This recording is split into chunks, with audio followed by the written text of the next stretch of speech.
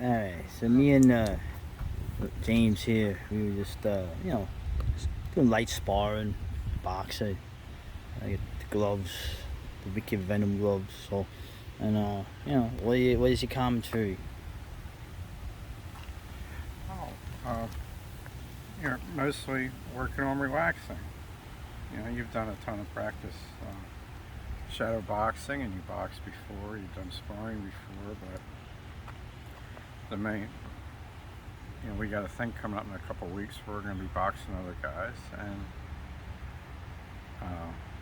my main goal as your sparring partner is to help you relax, because that with any type of striking, relaxing improves your learning curve. So I just try to remind you when you're trying to get strong and use your strength, that you're missing the shot, the technique that's available to you. So that was. I thought it was pretty good. I think we sparred for about 40 minutes, and I think you really got the idea of how important it is for the shorter range, because you're stockier than me, the shorter range boxer to hit the longer range boxer in the chest to set him back on his heels, so that gives you an opportunity to get in on me, because the longer range boxers trying to stick a jab out there to keep you at bay. So if you can slip that and hit him in the chest, then that gives you a beat or a half a beat to try to get behind him to the side. So that's the main thing we were trying to work on today. Yeah, I think the best punch I ever hit a guy with, I won't say in what scenario, hit him hit him in the chest. It was a rough night, let's say, and that stopped him pretty good. It's Hitting like people in the chest, the best example of that would be the Roy Jones Jr. John Ruiz fight, and the commentator for HBO at the time, George Foreman, actually discussed how important it is when you have a size difference between two fighters.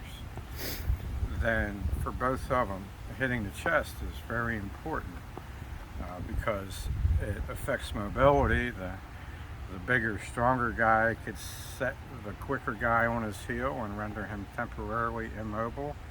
And the smaller guy might not be able to set the bigger guy on his heel, but he could actually use that straight punch to the chest to push off, like a wrestler would use a sprawl to kind of stay above the takedown. yeah. A boxer could use that straight punch to the chest on the bigger guy as like a lateral sprawl, okay, to keep from getting in a bad position. Yeah, it's just a hit in the body. You always hear Teddy Atlas used to say, to any fighter, I would always hear him say, you gotta to slow him down, you gotta go downstairs, right? The way how Teddy Atlas was, and then you have the NYPD special, which is to say the cop special, where you slap the people in the face, but you hit them in the body. A lot of the guys are punching dudes in the body because it doesn't show up, as much in the face, for the aftermath of getting in trouble. Or at least it used to be like that. And then the old karate thing is it's easier to hit the body than the head, and so that it's interesting. Is that British bloke got the boxing channel? He's a funny guy, northerner, and he's like he loves the punch to essentially the solar plexus.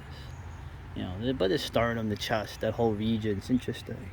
The punch above the solar plexus.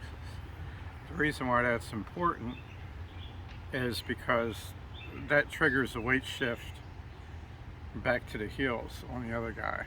Right. Whether he walked into it or whoever was stepping into it. When you hit lower than the rib cage, the better the punch is, the more he's going to have a tendency to fold over your fist, okay? And it's not going to arrest his forward movement.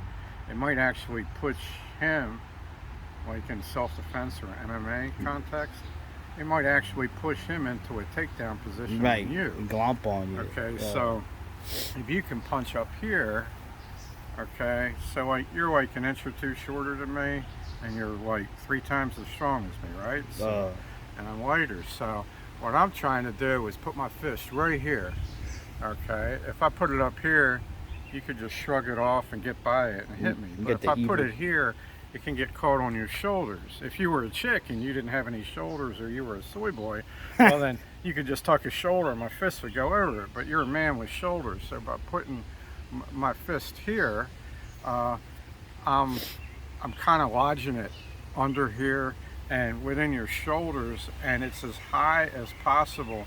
I want to put the extra weight between your shoulders to get you back on your heels. For me, since I'm weaker and lighter, you can go all the way down to here on me and still put me back on my heels because you're the stronger guy. Okay, but either one of us, if we go here, if I go down here, well, then you could just like gorilla me, and if you go down here, then I could stay on my toes, and I could do like a low outward block to just try to navigate around it, you know, because chances are both of us will be able to take that one punch to the gut, you know. So Interesting. We're going to Home Depot. I'm going to get flowers to replace Who's the that? bodies that I killed. okay, well, don't kill any more flowers, all right? I'm the pool boy here. Yeah. This is, so I get the sparring space. Okay. It's not my pool. Hey.